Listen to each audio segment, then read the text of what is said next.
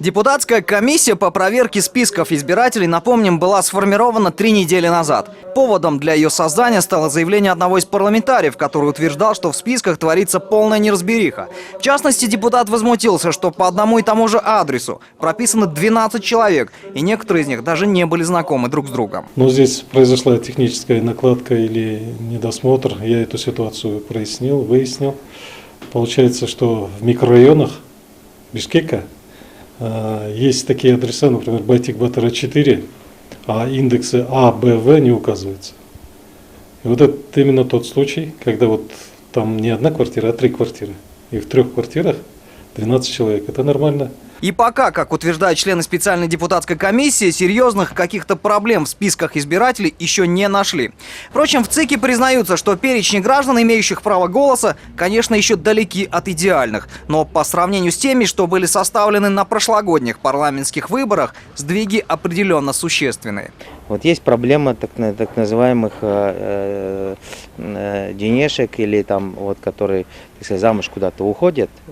Они остаются прописанными, допустим, в селе, особенно это в селах, да, остаются прописанными, но фактически живут по месту жительства мужа и той семьи, где они сейчас живут. Да. И очень немногие, так сказать, меняют регистрацию, потому что это занимает определенное время, нужно идти в ГРЭС, и там, соответственно, так сказать, это все дело оформлять. И таких, цитата, «денежек», по данным члена Центра избиркома, уже на порядок меньше, чем в прошлом году. Между тем, в социальных сетях появилась информация, что в преддверии выборов некоторые горожане массово прописывают в своих домах и квартирах всех своих сельских родственников, чтобы те, в свою очередь, проголосовали за нужную партию. Таких махинаторов территориальная комиссия предупреждает, что напрасно это делают, поскольку право голосовать в Бишкеке имеют только те, у кого в ID-карточке имеется бишкекская прописка, а временная регистрация для выборов в местной Кенеши не сгодится.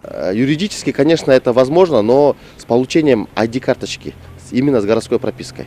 Может быть, где-то, отдельные кандидаты где-то своих родственников прописывают, но это очень долгая процедура, скажем, и сам должен хозяин квартиры, скажем, да, или дома, он должен дать свое личное согласие. Если, скажем, такие люди потом появятся и будут какие-то отдельные заявления или жалобы будут, мы будем рассматривать эти участки и вплоть до отмены итогов выборов на этих участках, если там будет большое количество. Кстати, временная регистрация в Бишкек нужна для того, чтобы гости смогли проголосовать по поправкам в Конституцию. Только для этого живущие практически в столице, но по паспорту прописанные у себя на малой родине, должны подать специальное заявление в свои участки, причем до 26 ноября. И такие избиратели, как говорят в ТИКе, в столице не смогут голосовать в тех участках, где поблизости временно проживают. Для них будут открыты по всему Бишкеку отдельно 32 избирательных участка. Манас Ачгитов, Алтынбек Каныбекулу, НТС.